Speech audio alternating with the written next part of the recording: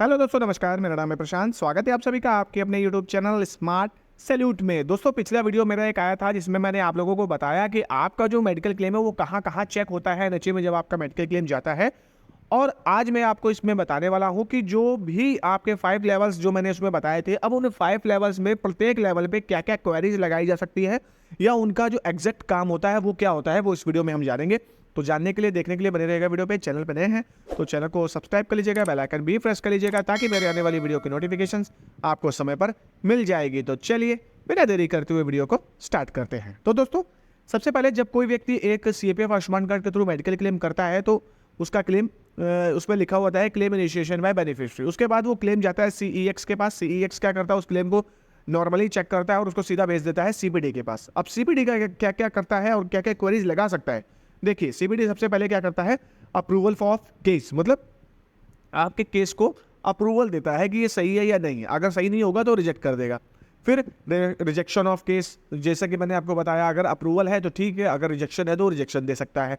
Deduction of functionality, मतलब जो claim आपका किया गया है उसमें सभी प्रकार से जो चेक करने के बाद क्या उसमें सारे डॉक्यूमेंट सही तरीके से लगाए गए हैं, जो भी आपका नाम है, जो आपके डॉक्यूमेंट्स में नाम है, वो क्या मैच कर रहा है, सारा कुछ इसको भी चेक किया जाता है। क्वेरी रेज टू बेनिफिशियरी, मतलब वो बेनिफिशियरी को भी क्वेरी दे सकता है कि ये डॉक्यूमेंट्स नहीं है, kindly provide this document, kindly provide those documents, मतलब ये आपको क्वेरी दे सकता है। फिलहाल इस तरीके से ये सीपीडी का जो काम करने का तरीका है वो इस प्रकार से होता है कि ये चीज़ें वो करता है। अगर ये सारी चीज़ें सही होती हैं तो सबसे पहले जैसे मैंने कि आपको बताया कि अप्रूवल करने के बाद वो केस आपका आगे भेज दिया जाता है। अब जाता है केस आपका डायरेक्टर मेडिकल के पास। डायरेक्टर मेडिकल क्या करता है, ट्रिगर्ड केस। ट्रिगर्ड केस क्या होता है ये अभी मैं आगे आपको बताऊंगा लास्ट में।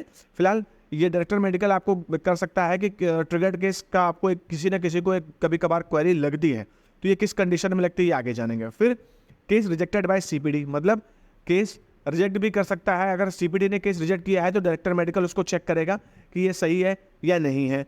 फिर अप्रूवल ऑफ केस, सीपीडी जैसे अगर उसमें क्वेरी लगाई गई या सीपीडी ने रिजेक्ट कर दिया है तो डायरेक्टर मेडिकल उसको चेक करेगा और अप्रूवल करेगा। अगर प्रॉब्लम है तो रिजेक्ट भी कर देगा। डिडक्शन फंक्शनलिटी, ये भी सेम उसी आधार पे डिडक्ट जो भी चीज़ें हैं, आपका जो पैसा है, जो भी चीज़ है उसको ये चेक करेगा। अगर उसमें कमी लगेगी तो वो उसको भी कम कर सकता है। और query raise to beneficiary and CPD, मतलब ये क्वेरी बेनिफिशियरी को भी दे सकता है और सीपीडी को भी दे सकता है। तो इसमें घबराने की जरूरत नहीं है। आपको पेंडिंग ड्राफ्ट केस में जाके चेक करना पड़ेगा कि ये क्वेरी हमारे लिए है या नहीं है। अगर वहाँ एक्शन बटन दिखता है तो इट मीन्स ये क्वेरी आपके लिए है, अगर नहीं दिखता है तो क्वेरी आपके लिए नहीं है।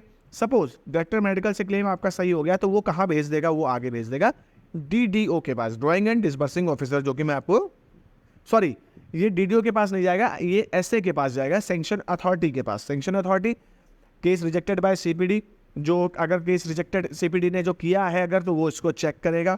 अप्रूवल ऑफ केस, सेम वो अप्रूवल दे सकता है। रिजेक्शन ऑफ केस, रिजेक्शन का भी हो सकता है। डिडक्शन फंक्शनलिटी सेम वही है। और query raise to beneficiary CPD and director medical, मतलब अगर क्वेरी डायरेक्टर मेडिकल के थ्रू रिजेक्ट की गई है, सीपीडी के थ्रू रिजेक्ट करी गई है, तो ये भी उसको चेक करने के उपरांत ही आगे की कार्रवाई करते हैं। तो फिलहाल ये हो गया है। इसके बाद आपका जाएगा डीडीओ के पास।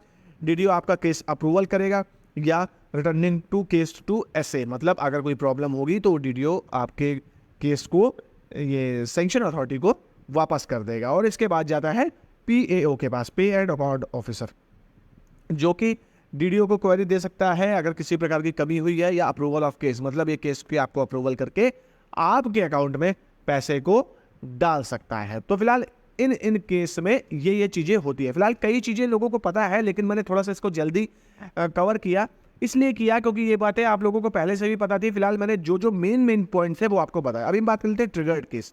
ट्रिगर्ड केस क्या होता है, claim amount more than INR 5 lakh, अगर 5 लाख से ज़्यादा का क्लेम होता है तो ट्रिगर्ड केस आ सकता है। State duration more than 7 lakh, मतलब अगर 7 लाख से भी ज़्यादा केस है तो आपका में ये ट्रिगर्ड केस आ सकता है।